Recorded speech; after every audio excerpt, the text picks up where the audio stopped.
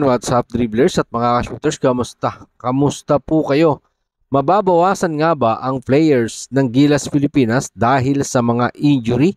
Yan ang ating pag-uusapan at tatalakayin sa video ito matapos po tayo maglambing sa inyo ng isang like, share, comment down below and don't forget to subscribe and hit that notification bell button para updated po tayo sa ating mga video. Mababawasan ang mga players ng Gilas Pilipinas dahil sa mga injury nung nakaraang FIBA Asia Cup qualifying tournament sa unang window mga shooters ay si Junmar Pajardo at AJ Edo ang may injury sa nalalapit na laban ng ating pambansang koponan na Gilas Pilipinas diyan po sa Riga, Latvia.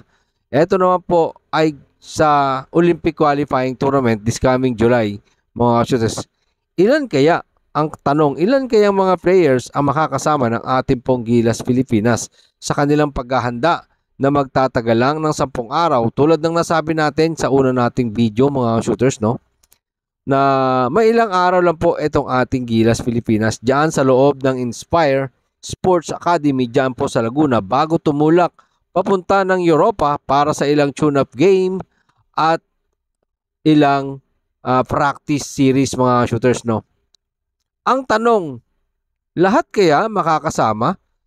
Lahat ng kasalukuyang lineup ng ating pong pambansang koponan na Gilas Pilipinas ay binubuo ng 14 players. Tayo po, no, mga shooters, sa ating pong ito pong ating lineup ng Gilas Pilipinas ay nagdagdag nga po dyan etong si Japet Aguilar, Mason Amos. Pero noong nakarang araw ay ginulat po tayo ng hindi magandang balita para kay Jamie Malonzo na nagtamo nga po ng injury mga shooters na hindi inaasahan mga shooters. Kasama na din sa may injury ito pong Japan B-League voice na si Dwight Ramos. Ano nga ba ang lagay ng mga players na nabanggit? Narito po si Coach Tim Cone sa ulat ni Jonas Terrado ng Inquirer. Si Jamie Malonzo initial prognosis ay may calf tear, 6 to 8 weeks bago siya pwedeng bumalik sa lineup. Itong kay Jamie Malonzo ay sinasabi nga po dito, sinabi na rin po natin ito sa nakaraang vlog natin mga shooters, no? So inuulit po natin ito, inuugnay po natin itong muli sa lagay ng injury ni Jamie Malonzo mga shooters, no? Kasama niya sa lineup ang 6 ito pong 6 hanggang 8 linggo, no? So kung bibilangin po natin yan mga shooters, April 21 po ngayon, so hanggang June 21 bago siya makakasama sa Barangay Ginebra, bago siya makabalik sa Gilas Pilipinas o sa PBA. Tapos na po ang PBA Conference mga shooters, tapos na po ang finals ng PBA All Filipino Conference. Dito pa paano sa Gilas Pilipinas? Makakasama ba siya? Tanong mga shooters. Oo, pero dasal ang ating kailangan mga shooters, no? Kailangan sagutin yung ating dasal para mapabilis yung galing ni Jamie Malonzo na yung training nga po ng ating pambansang koponan na Gilas Pilipinas ay mag-i-start po yan sa June 22.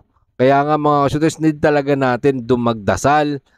Pagdating ng June 22 ay sana okay na si Jamie Malonzo para everybody happy. Ito pong isa pa, no, na injury, ito pong si Dwight Ramos, ito pong Japan boys na si Dwight Ramos. Ay marami nagtatanong, ano nga po ba ang injury na ni Dwight Ramos mga shooters? Dahil dyan, nagbigay din po ng kapirasong pahayag si Coach Tim Cone sa lagay ng injury. Narito po si Coach Tim Cone sa ulat ni Jerry Ramos ng Spin.ph. Hindi kami sigurado, kami, kung hanggang kailan tatagal ang natamong injury ni Dwight Ramos.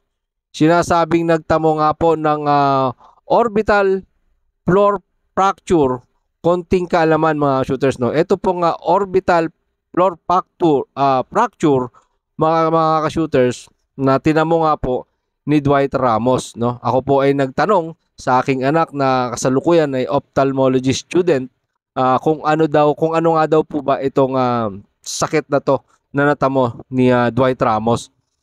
Ang sagot po sa akin, kung ito ay medyo mabigat ang damage, kailangan ng operation. Pero kung hindi naman daw po ay pwedeng makuha sa pag-inom ng gamot tulad ng antibiotic. At ito nga daw po ay medyo konserbatibong injury. Well, again, mga shooters, kung gusto talaga nating makatulong, ikaw, ako, tayong lahat, siguro dasal po talaga para po sa ating mga manlalaro na lahat po sila nasasabak sa papalapit na Olympic qualifying tournament diyan po sa Regal Latvia ay kailangan healthy po silang sasagupa. Mabigat kasi ang laban, kailangang harapin ang ating pong pambansang kupunan. Kaya dasal ang ating pong pambato, ang ating pong maitutulong, maiaambag para sa ating pambansang kupunan na Gilas Pilipinas. Bago po natin tapusin ang ating pong video, mga shooters, shoutout po muna tayo sa mga pangunahing madalas na mag-comment ng magagandang comments sa ating pong video. Maraming salamat po sa inyong suporta at patuloy na panunood ng ating pong video dito sa YouTube sa Coach John TV. Maraming salamat sa inyong suporta. Maraming pong salamat. Ingat and God bless everyone. Ano man po ang inyong opinion, pag-usapan po natin yan dyan sa comment section. Ingat and God bless everyone. Adjourn. Laban Pilipinas. Puso.